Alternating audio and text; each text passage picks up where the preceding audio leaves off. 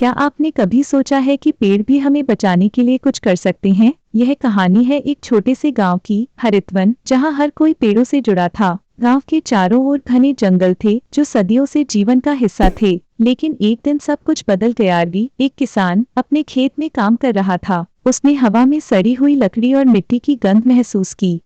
पेड़ बिना हवा के हिलने लगे। वह घबराया और गांव के बुजुर्ग से मिलने गया। बुजुर्ग ने बताया कि जंगल के दिल में एक प्राचीन आत्मा जाग गई है जो पर्यावरण को नुकसान पहुंचाने वालों से बदला लेती है। गांव के कुछ लोग जंगल की लकड़ी चोरी कर रहे थे, जिससे आत्मा क्रोधित हो गई। रवि ने सोचा यह अंधविश्वास है, लेकिन अगले दिन उसने देखा कि पेड़ की जड़ें जीवित होकर जमीन से बाहर निकल रही थीं। पेड़ की शाखाएं किसी को पकड़ने के लिए बढ़ रही थीं।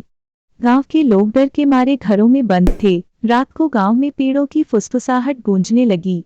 रवि ने हिम्मत जुटाकर जंगल में जाना तय किया। बीचों बीच पेड़ एक विशाल चेहरे में बदल रहे थे, जिसकी लाल चमकती आंखें थीं।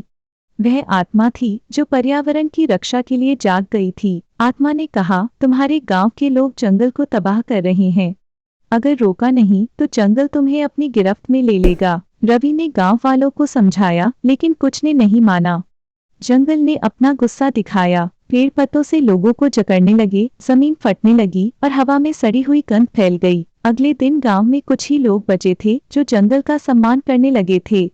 रवि ने फैसला किया कि वे अब जंगल की रक्षा करेंगे और कभी नुकसान नहीं पहुंचाएंगे। लेकिन क्या आत्मा सच में शांत हो गई, या कहीं वह अभी भी पेड़ों के बीच छिपी है, नए शिकार की तलाश में? हरितवन का जंगल अब भी हरा भरा है, लेकिन जब हवा चलती है तो लोग कहते हैं कि पेड़ों की फुसफुसाहट सुनाई देती है, एक चेतावनी की प्रकृति को नुकसान पहुंचाना भारी पड़ सकता है।